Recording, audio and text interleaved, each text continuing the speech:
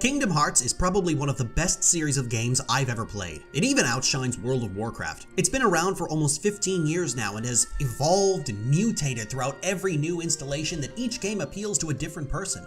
Perhaps you like fair combat. Perhaps you like spectacle. Maybe you just like watching the hammiest fanfic ever written play out. I kinda want to explore how Kingdom Hearts has evolved over the years, how its design philosophy has changed over a decade and a half for better or worse. So join me, won't you, as we look over the legacy of Kingdom Hearts.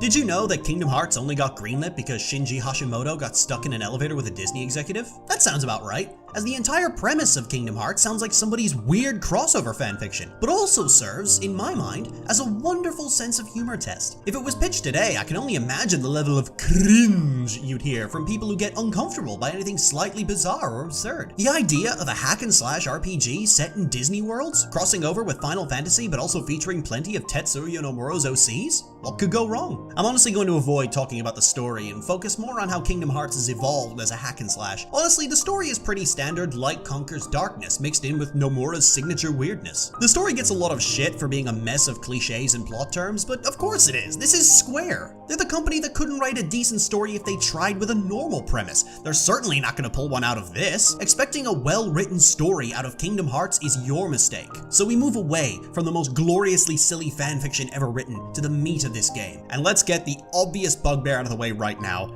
The original Kingdom Hearts was a slow and choppy mess. The beauty of the game's combat mechanics dragged down by a myriad of annoying frustrations. At the start of the game, you were taken through a tutorial that would determine how Sora grew over the course of the game. Needless to say, this was going to be the biggest fuck you the player would ever receive. It was never clear exactly what the differences were between choosing the sword, shield, or rod, other than the basic idea that you could build up in your head. So, sword is for attack power, shield is for defense, and rod is for magic, right? Maybe to a normal person, but this is Tetsuya Zippers and Belts Nomura. You see, in a sensible game, having 3 classes typically means many different approaches to solving a problem. In Kingdom Hearts, there was only one solution to a problem, and that was patience. If you chose anything other than the shield, you were screwing yourself over. Maybe the rod if you really wanted those creamy finishers, but that was a long shot. Why is that? Well, first of all, the Dream Shield gave you early access to the two most crucial abilities in the entire game. Leaf Bracer, which made you invulnerable to all damage while you were casting a healing spell, and Second Chance, which always left you with at least one hit point when you took damage, provided you still had more than one hit point to start with. Putting both of these abilities together could practically make Sora invincible, and when you add the high health and defense that the Dream Shield gave you on top of that, there was literally no reason to take any of the other choices in a game so heavily centered around careful movement. In Kingdom Hearts 1, the difficulty came entirely from how hard enemies hit. On its hardest difficulty setting, most enemies would hit you for half your HP in a single blow, allowing even common Heartless to two-shot Sora without Second Chance equipped. More enemies were able to block Sora's attacks, and the limited movement and attack range in the first game could lead to a lot of fights revolving around Sora jockeying for position against enemies. Unlike the later series games, this game was much slower. It was almost akin to the 3D Legend of Zelda games, where 90% of the challenge comes from waiting for an opening, and missing your timing leads to heavily punishing consequences. On the plus side, this did lead to some very interesting fights. Most of you have probably heard horror stories about Riku Ansem and how horrible and difficult he was, and how people have been stricken with paralyzing flashbacks the moment they hear his boss music. In reality, Riku Ansem was one of the most well-designed and balanced fights in the entire game. A fight perfectly designed for a system as slow and careful as this, where you want to keep a good position in a reasonably sized arena while keeping a close eye on his attack patterns. A fight that would influence most of the penultimate boss fights in the future. Its infamy comes from the fact that it's introduced by a very long cutscene, and every time you die you have to watch that cutscene over and over and over again. And like most bosses in the game, you were probably going to die many times before you got the hang of its mechanics. In reality, bosses like Dragon Maleficent or Ursula were far more punishing because they emphasized mobility in an environment where your mobility was limited, and a lot of the later bosses and bonus bosses continued on this trend, creating encounters that were ill-suited to the tools available to the player. They were all possible, sure, but frustrating and annoying, and lacking any of the true flavor that the later games would eventually have. The original Kingdom Hearts hid a lot of its flaws behind its premise. Mechanically, fighting Oogie Boogie was awful. Jumping around his house to destroy his purple zits after being in his weird roulette game is probably the most boring idea for a boss fight I've ever heard. And in any other game, this probably would have gone down as the worst boss fight ever designed. But it's expertly veiled behind the fact that you're fighting Oogie Boogie, after having just explored Halloween Town recreated so faithfully. Remember, we were still going off the novelty of being able to explore so many Disney worlds, so chances are that if you went back and played this game again, you'd probably realize that it hasn't aged very well, because after almost 15 years, the novelty has worn off. A novelty that they thoroughly exploited. The game is filled with exploration and treasure hunting, rewarding you for finding all the chests or all the hidden Dalmatians in the game. Find all the secret reports to learn more about the story. Some of the bonus bosses can only be fought if you know where they spawned, facilitating more exploration. This encouraged the player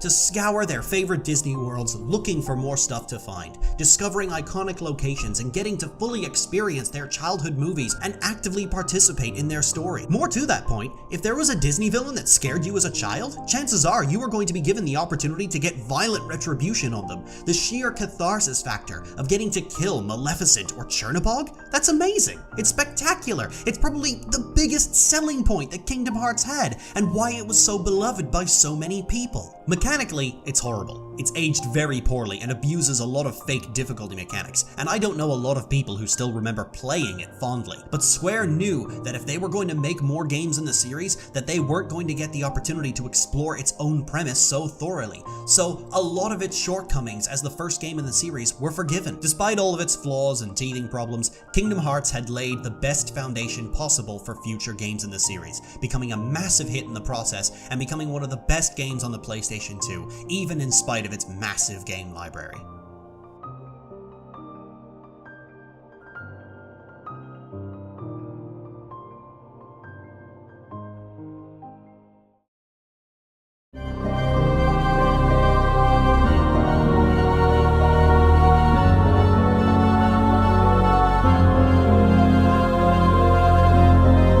With how popular Kingdom Hearts had become, the idea of a handheld spin-off game sort of made sense. It's just a shame that Square didn't think so. Chain of Memories was not a spin-off. It was a direct sequel to Kingdom Hearts, and Kingdom Hearts 2 started where Chain of Memories left off, which meant that if you were one of those masochists who tried to keep track of the story, this was where things were going to get irritating. Most people know Chain of Memories from its PlayStation 2 remake, but it first debuted on the Game Boy Advance, designed around a limited control scheme and hardware, so most encounters lost a lot of their flashiness and flavor. But more importantly, this was the start of a trend that would plague the series for years to come. Sure, most people had a Game Boy Advance, especially when Chain of Memories released just 2 weeks before the Nintendo DS launched in North America, but if you were one of the few people who didn't, you are now stuck having to buy a brand new handheld in order to play the new game. Square did this again with 358 Over 2 Days, Birth by Sleep, and Dream Drop Distance, but we'll get to those. To combat the fact that the Game Boy Advance was limited in the level of animation it could pull off, Square opted to approach combat design in a more strategic manner by introducing the card-based battle system, essentially a more robust version of war. You play a card, your opponent plays a card, whoever played the best card lands their attack. All of this happening in a real-time environment, so you had the option to play a card to counter your enemy's attack, or you could just dodge roll away. As a result of this system, enemies had far fewer attacks and mobility. The system had slowed down even further, but Sora was no longer hampered by his own poor mobility and laggy camera positioning. So we have a really interesting system. Not particularly interesting visually, but if you like strategy in your action RPGs, then this system sounds great. The idea of constructing your deck thoughtfully with your best cards to pull off accurate combos, rebuilding your decks to tailor them to certain encounters, each one fiddling with the card system in different ways to shake up the formula, all creates a simple but robust strategy game. Or fuck the card system and just spam slights that can't be blocked by anything save for a 0 card, effectively making the entire card system worthless and cheesing through the entire game. Oops! Despite the reputation as a thinking person's hack and slash game, Chain of Memories is about as brainless a button masher as they come, just with slightly more micromanagement. In that sense, it's probably one of the worst in the series. With the combat reduced to a game of war that you could ignore for 95% of the game, the world design was massively cut down in scale. This is more noticeable in the PlayStation remake, where boss fights happen in a little pocket dimension and most mob fights happen in a generic space centered around the world you're exploring. You don't get any of the grand scale a boss fight is supposed to give you. Look at Riku Ansem, Zemnis, or even Organization 13 boss fights from Kingdom Hearts 2. The closest thing Chain of Memories comes to an interesting environment is the Destroy Destiny Islands where you fight Zexion. Every other boss fight is some variation on floating circle in a void. Every single appealing aspect of Kingdom Hearts was stripped away to accommodate a battle system that barely fucking worked, that you could just ignore.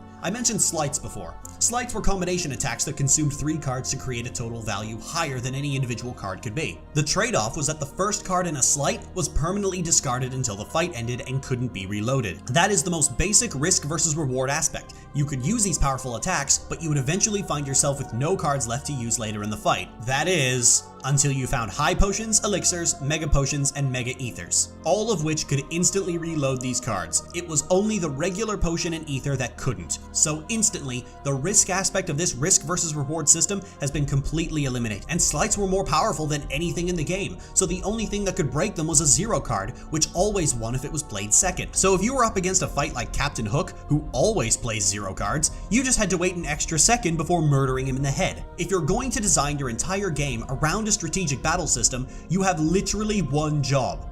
Don't fuck that system up.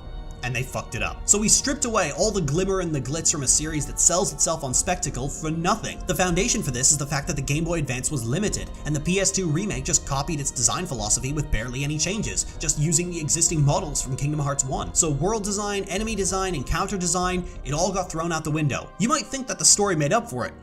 No, it didn't. Everything in the story got erased from Sora's memory at the end, and for the most part, the cutscenes amounted to Sora talking to Organization 13 members about memories and quipping with Axel or fighting with a Riku clone. Remember what I said about this being a direct sequel to Kingdom Hearts? It's actually completely skippable. Every important story aspect is explained in literally every other game. Why is the organization in Castle Oblivion? That's in Birth by Sleep. Why are the Sora's memories being ripped apart? That's in Days. Who is Organization 13 and why are they doing anything? That's in Dream Drop Distance, kind of. So with all that, is there any point in playing Chain of Memories? No, there isn't. Maybe if you have the HD collection and finished literally everything else, but if you have literally anything better to do, no. It's a complete waste of time.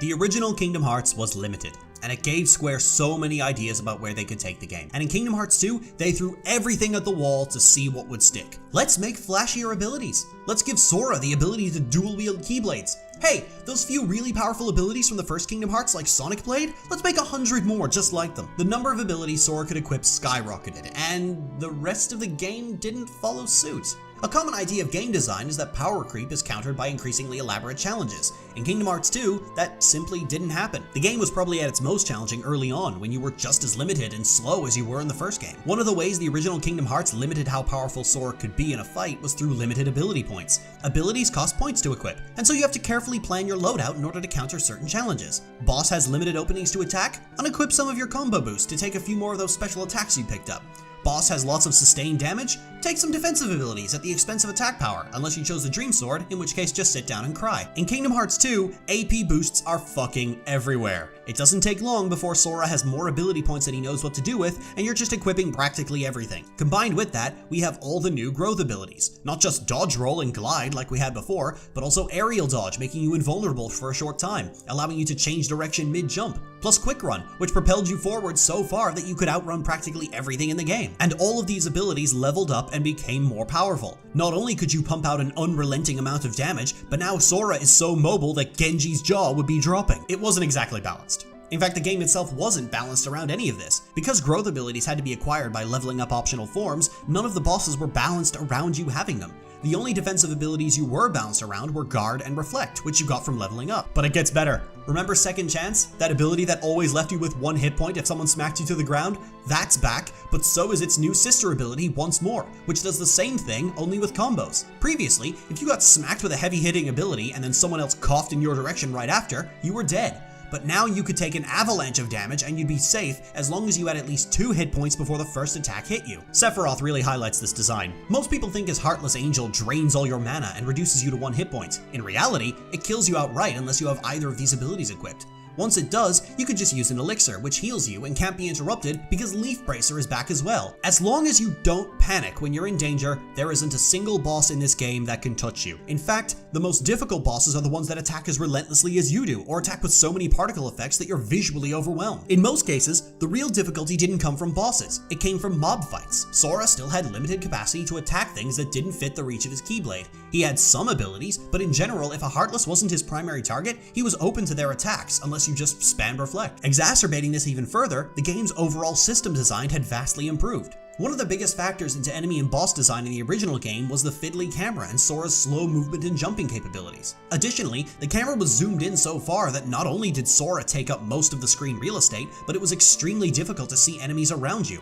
In Kingdom Hearts 2, the camera zoomed out much further and became far more manageable to control. I need to drill this home. Kingdom Hearts 2 gets a bad reputation for being the easiest game in the series, but it's not. There are a lot of challenges and systems to create really well-designed encounters, and in most cases there's little to dislike about it. Other games in the series, such as the original Birth by Sleep and Dream Drop Distance, all pile cheap crap onto their gameplay. They're difficult, but they were never fair. Kingdom Hearts 2 was very fair. It gave you adequate room to fight, enough space to see, and gave you encounters where everything could be dodged if you timed it properly, and gave you many different ways of doing that. Here are the tools, figure out which one works best. In fact, some of the hardest bosses in the game are the bosses that break from this idea. Xaldin has a lot of area of effect spam and a gimmicky quicktime event, but puts you in a very small area to fight in. Demyx gives you a timer to beat that instantly game overs your ass if you don't cover it, but those kind of bosses were outliers that broke from good design. And I think that's the reason the game wasn't balanced around all the extra spectacle, because if you balance the game around drive forms, the drive forms become just another counter, and they lose their spectacle. I didn't mention the drive forms until now, because they really highlight the overall philosophy behind Kingdom Hearts 2's design. The drive forms were special super modes that you could go into for brief periods of time that consumed your party members and supercharged Sora's abilities. In most cases, you could completely destroy hordes of enemies or even entire bosses simply by virtue of how fast and how quickly they attacked. You couldn't do them all the time because the drive gauge was limited and recharged slowly. I would go so far as to say that it was an anti-frustration mechanic. Is a boss beating you so hard into the ground that you just can't get the hang of its mechanics? Pop into a drive form and murder him in the face. That just sounds amazing, as if there couldn't possibly be a downside and... Oh no. Yep. As if to mire an otherwise perfect system, Square decided that anti-form needed to be a thing. A hidden form that could randomly trigger whenever you entered a form, with its chance increasing every time you use the drive system. Going into anti-form would cause you to take damage from healing orbs, take more damage from enemies, and couldn't revert until the form gauge ran out or combat ended. Anti-form actually had the potential to be extremely powerful, but the way in which it randomly sprung itself on you, often at the worst possible time, meant that most players would simply never master the nuances of the form's abilities. It made combat harder, as a punishment for using the drive system too much. Not a bad idea in theory, and there are some interesting ideas put into this system. For instance, anti-form had a much higher chance to trigger whenever you were fighting Organization 13 bosses, actively discouraging you from trying to cheese through the penultimate fights in the game. Anti-form itself teaches the player not to rely entirely on drive forms to the detriment of Sora's normal form. However, the existence of anti-form is never once displayed to the player, and the internal logic through which anti-form operates is also never once displayed to the player. So it often seems completely random to most people. Oh, come on! Well, I'm dead. Alright, let's see if it'll do it this time. Oh, come on! Oh my gosh! No, not again! See? Oh my gosh! So the form's intended purpose of teaching you not to abuse drive forms can often be lost on players in favor of, what the fuck was that? Also, the game already had a method of restricting your ability to cheese drive forms. It's called the drive gauge. That limits how much energy you have to spend on forms and often takes quite a long time to refill, considering it has to be filled through combat in the normal form. Anti-form was an unnecessary restriction, but even that wasn't enough to make people avoid using the system. The rewards were greater than the potential punishment. Some people might complain that the drive system completely broke the game and that's why it's bad, but to be honest, it doesn't matter if it breaks the game and lets you cheese through a hard boss. Who gives a fuck when you can have moments like this? This right here is the moments of glory we all crave. It doesn't have to happen all the time, but when it does, it just makes you love a game so much more.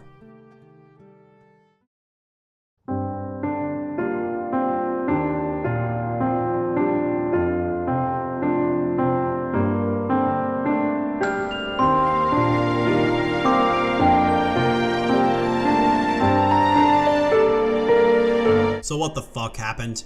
I'll tell you what happened. The Nintendo DS happened. While the Nintendo's legendary successor to the Game Boy drove a lot of really cool gameplay innovation with the addition of the touchscreen, the DS has always struggled with conventional genres that weren't platformers or turn-based RPGs. That's not to say that people didn't try. I mean, someone at Activision actually thought it was a good idea to release a Call of Duty game for the damn thing. 358 over 2 days was a game that was severely limited by its hardware. The DS simply wasn't capable of producing the flashy effects and animations that the PS2 previously had, and couldn't process data quickly enough to get any truly interesting enemy AI. It was a PS1 era hack and slash game. We went from an era of flashy combat animations and skillful combos to an age of static combat styles and simplistic enemy patterns. What's more is that this was the second time a Kingdom Hearts game has been released on a completely different platform than the previous games. Chain of Memories had gotten a PS2 remake, but it seems Square wasn't going to let this go. So if you don't have a Nintendo DS, cough up more money for one. So now we're back in the shoes of the original game, only with even less variation on combat. Now your combos are limited to what weapon you've equipped, and you couldn't change your weapon in the middle of missions. So basic attacks or magic from start to finish, it would be.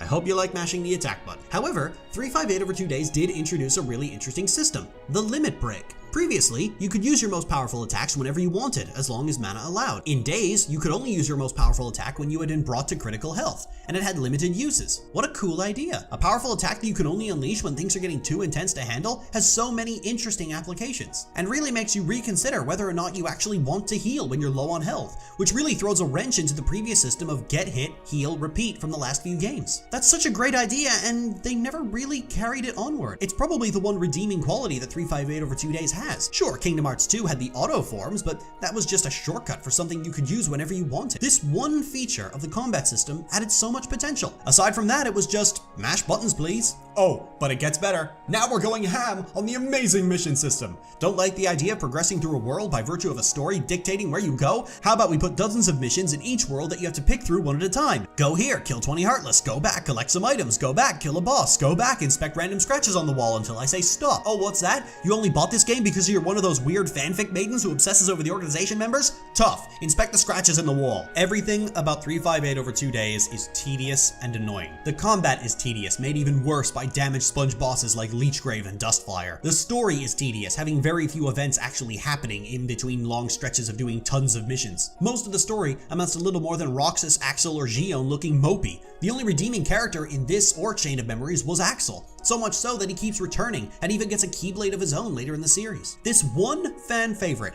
kept so many of these games afloat, while both Roxas and Xion got killed off. Xion even being completely erased from existence and everyone's memory. It's just a shame she couldn't take the game itself with her. 358 over 2 days is remembered for having a great and emotional story, but when people say that, they're only really talking about a single scene toward the end after the pivotal fight with Xion, where she's dying and has a final goodbye with Roxas. It's probably the first time in the series that one of the protagonists has actually died, or at the very least didn't just get ported to the world of darkness. It's actually a pretty sad scene with some really touching and emotional dialogue.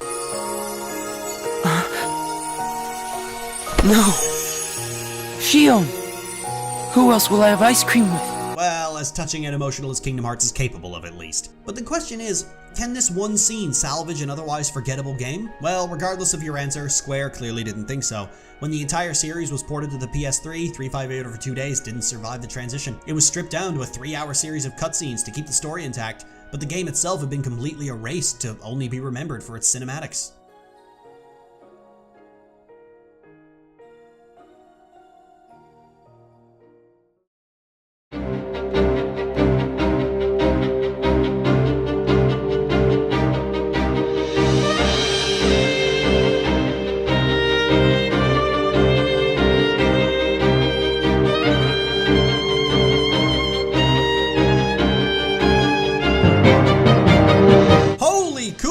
Batman! Kingdom Hearts just got smashed with a hammer.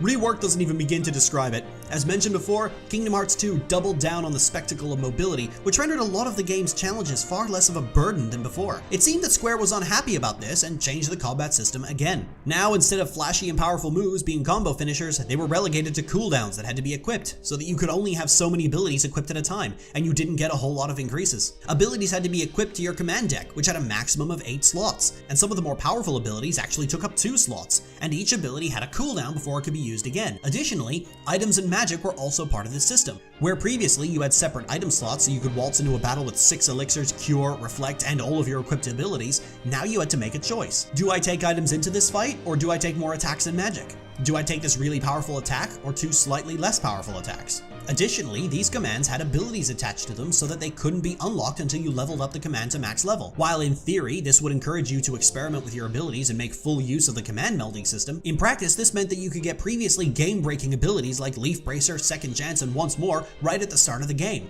In fact, all of them could be gained by melding basic spells and materials. Now kids, what does it mean when you can get these powerful abilities so quickly? Yup, you are now balanced around having them. Alright, you ready for the smackdown? Oh, don't cheap shot me when I'm looking cool! Oh, god damn it, game. I never mentioned the revenge value system before, and that's because it makes more sense here. In Kingdom Hearts 2, bosses worked on the revenge value system, where after sustaining a certain amount of hits, a boss would immediately start to counterattack. Striking a boss would raise the revenge value, while using a finisher would raise it even further. In most cases, 2 combo finishers would be what it took to force a boss to counterattack. There were some outliers, but in general, you would quickly learn how much you could hit a boss before they'd stop being staggered by your hits and attack back. In Birth by Sleep, this idea was scrapped. Instead, every time you struck a boss, you were given a random roll as to whether they were going to stagger, resist the stagger, or immediately counterattack, essentially punishing you for learning the fight by randomly closing the openings in an enemy's attacks. Additionally, all those growth abilities were squashed and divided between the 3 playable characters. Ven got Dodge Roll and Glide, Aqua got Cartwheel and Double Jump, and Terra got a Slide Dash with the option to Double Slide Dash. Aerial Dodge was changed to Air Slide, which had a sluggish pause. Terra and Ven got Guard while Aqua got Barrier. This criminally reduced the options you had to counter bosses. So now we were balanced around tools that we didn't have anymore. Bosses got faster and faster, attacking almost without any mercy whatsoever, and the only way around that was to exploit the endless invincibility frames that 2 of the playable characters had. Do you know what the best part of a boss fight is? It's when you have to stop playing the game and mash your dodge ability until the boss finishes his endless bullshit combo. For real, it's amazing. It's the best time. Wasn't all bad though. Birth by Sleep embraced the idea of the sword, the shield, and the rod from the original games with 3 main characters. Terra, who was slow and tanky, Ventus, who was fast and agile, and Aqua, who used magic as a main mechanic for the first time. Spellcaster builds had always existed, but with Sora you always ended up a sort of magic and melee hybrid. This was the first time you could have distinct playstyles, and the game offered them to you. Each character had unique commands that were only available to them. However, this was all ruined by the fact that several abilities had invincibility frames, namely the Surges and Aerial Slam. Guess what just became the best tool to killing every boss? Remember, invincibility frames are everything when bosses can randomly break out of combos. Drive forms are back, but in the command style system, being tied to stringing together combos of similarly themed commands that would then modify your basic combo. And there were a ton of them that gave you a lot of varying flavor, and every character has unique command styles. I was particularly fond of Ghost Drive, which had Aqua teleporting around the battlefield like Princess Twilight on methamphetamines. And well, yeah, the game wasn't balanced around you using command styles. The command styles weren't as game-breaking as their previous iteration had been, so you still got those moments of glory without completely breaking the game, and now that they took some setup to pull off, it made getting them that much cooler. However, they really didn't have the same spectacular animation of Kingdom Hearts 2, except for maybe Dark Impulse. Oh, but wait. There's one little thing hanging off this game like a skin tag. Remember how Chain of Memories and 358 over 2 days released on different systems from the two main series games? Annoying as that aspect was, it was at least a good chance you already had the systems in question, and both games released late in their respective handhelds' life cycles. And the Game Boy Advance and Nintendo DS were massively popular widespread systems. Birth by Sleep released on the fucking PSP, a handheld that had a massively tiny installed user base compared to the Nintendo DS or the Game Boy. In fact, Birth by Sleep was one of the few noteworthy titles on the damn system. Previously, you had the risk that you might have to buy a new system to play the new Kingdom Hearts. With Birth by Sleep, it was almost a guarantee. I can only imagine that Square chose the PSP because it had system capabilities similar to the PS2, so they could design a game that was more similar to the originals. Overall, a decent design decision. But do you know what would have been a better decision? Releasing it on the PlayStation 3, which had already been out for 4 years and had enough decent games on it to have an installed user base. Depending on who you ask, Birth by Sleep is either the best game in the series or lags just behind Kingdom Hearts 2. It certainly carried a lot of the good systems and flavor over, but dropped just as many while it was at it. It was certainly more difficult, almost brutally so, but it lost a lot of the glamour and the fun. Maybe this was intended for people who thought that Kingdom Hearts 2 was too easy, but as we already covered, it really wasn't. It was just well designed and didn't sacrifice flavor for difficulty. Birth by Sleep has a design system that simply isn't as good as having a spectacular game that plays spectacularly.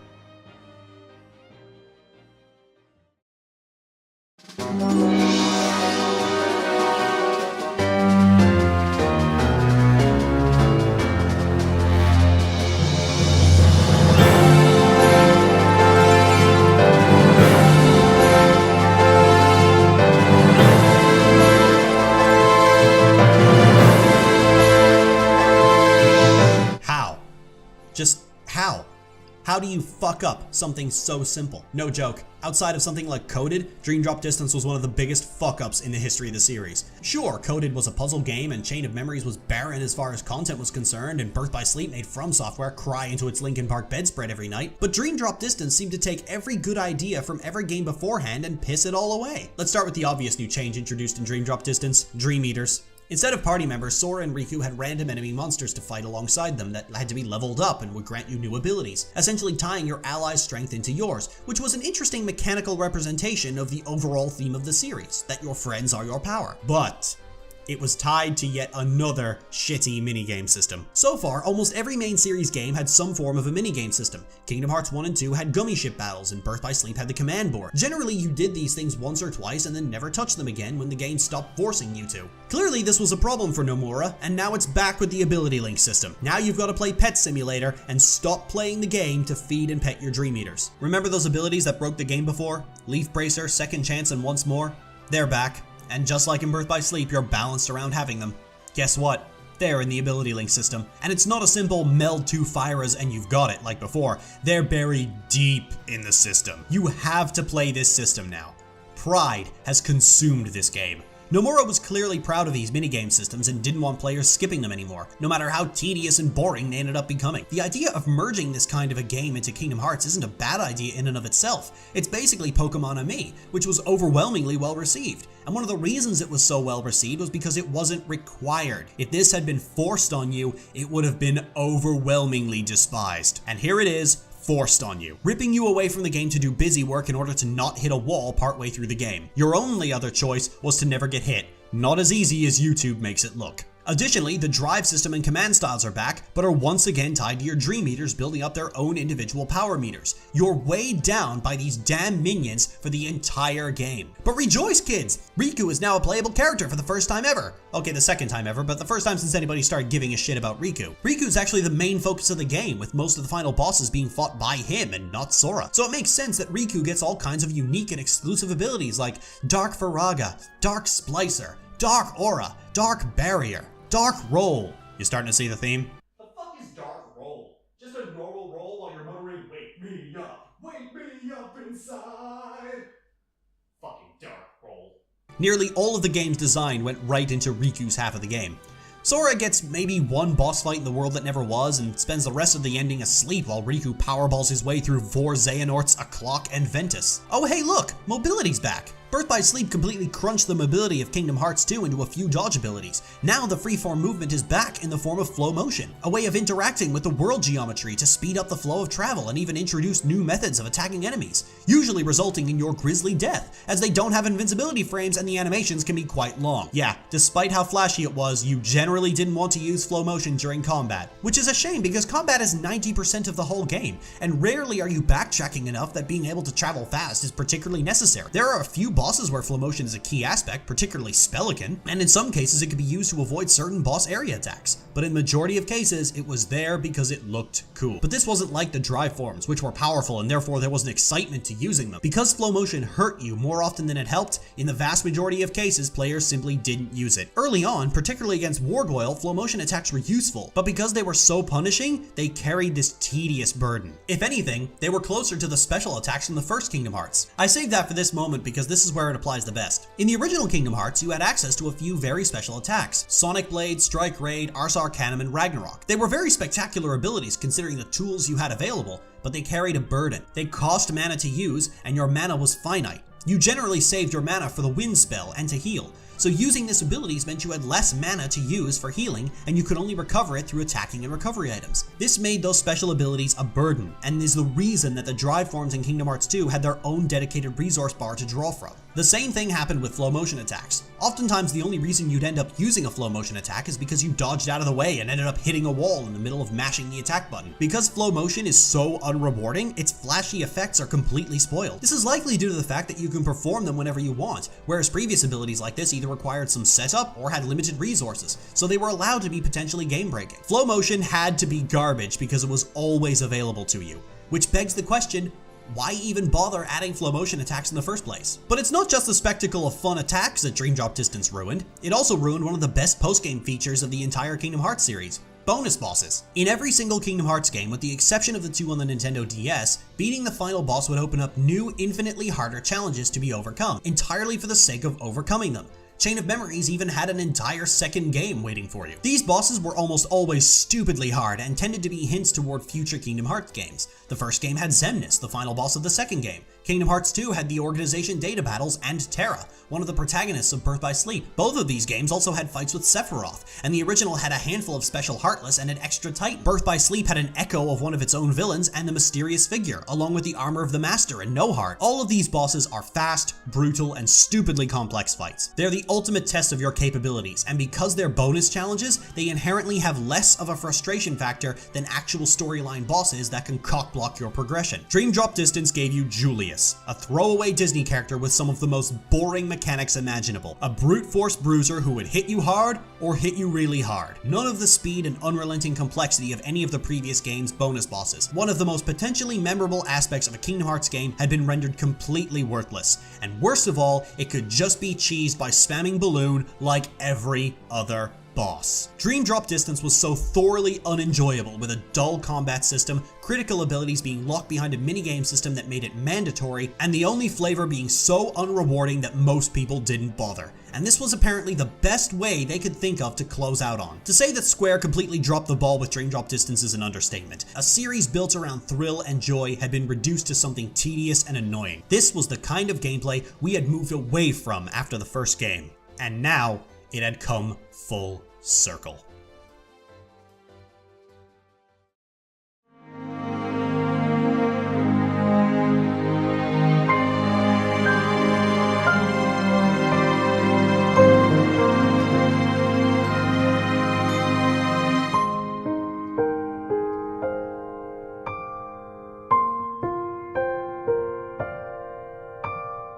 Thankfully, Kingdom Hearts 3 looks to be turning back to the design philosophy of Kingdom Hearts 2, with a big emphasis on spectacular animations and big moments of glory. They're taking full advantage of the Unreal Engine's capabilities to deliver on all the spectacle and flavor that have been sorely missing from Dream Drop Distance. One could blame the shortcomings of the later entries in the series on Square's insistence on releasing games on handhelds rather than consoles. But to be honest, I kinda like that they took a gamble on the handhelds. Even with all their shortcomings, Days, Birth by Sleep, and Dream Drop Distance are still some of the best titles on their respective systems. Birth by Sleep in particular gave the PSP a memorable title that it sorely needed, and I know there are people who bought a PSP just to play Birth by Sleep. As for the Nintendo DS and 3DS, their respective Kingdom Hearts games are still some of the few third-party games that Nintendo's handhelds really have, and offers something for people who like action RPGs to look into those systems for. There are a lot of games on the 3DS I enjoy. I even like the remake of Ocarina of Time, and I'd have never encountered that if I hadn't bought my 3DS just to play the new Kingdom Hearts game. And there are a lot of people like me in that regard. So it's worth commending Square's effort to convince people to try new systems out,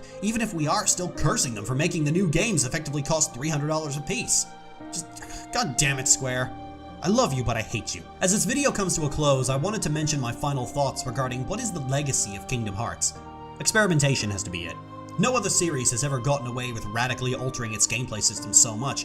The combat system was changed with each major installment, always trying to incorporate new ideas. Kingdom Hearts has always been as imaginative as the Disney worlds it's based on. Some things were consistently broken. I mentioned Leaf Bracer, Second Chance, and Once More numerous times throughout this video, and that's because they fundamentally broke the game by removing the danger of near enough all sources of damage. If it wasn't a fatal hit, it wasn't worth registering, which ultimately led to more and more boss fights that just constantly one-hit you. It was a major flaw in the game's design, and Nomura tried for ages to make it work, and maybe it's about time these abilities were removed entirely from Kingdom Hearts 3, so we can have a smoother damage intake without these constant one-hit kills. I never mentioned Coded or Unchained, and that's because there simply wasn't too much to say about them. Unchained is a mostly brainless mobile game, and Coded was about the same thing until it got a Nintendo DS remake, where it was as unremarkable as 358 over 2 days. Neither of those games really introduced enough new stuff to warrant an entire segment on their own. I hope you've enjoyed this video. I've been working on this for a couple of months now. My end of year videos are really the only opportunities I get anymore to pursue any real passion projects like this.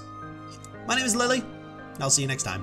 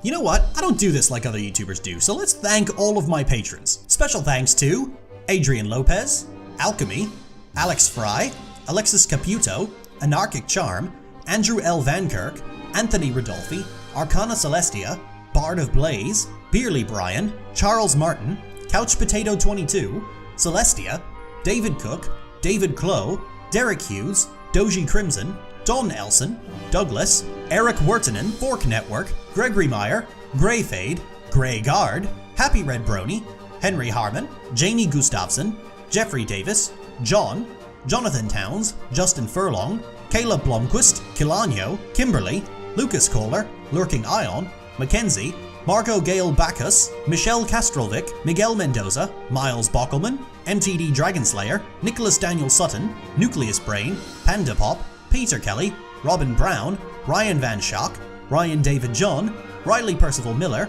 Sara North, Secret Person, Siegfried Pinzer, Sunny, Storm, The Piano Man, Timothy P. Emerson, WolfAmaril, Tobias Olsen, Tom Sketchit, Twilight Genesis, Whitley Patterson, William Panagopoulos, WolfAmaril, and Zack Slauenwhite. These special thanks are based on November's patron list, so if you pledged after November and you don't see your name show up, that's likely because you weren't on my patron list when I recorded this video. I am supported directly through Patreon, and it's the primary driving force between videos like this, so if you like videos like this and want to see me make more of them without having to worry about content ID claims, consider becoming a patron. The link is in the description below. Thank you, and you have a good night.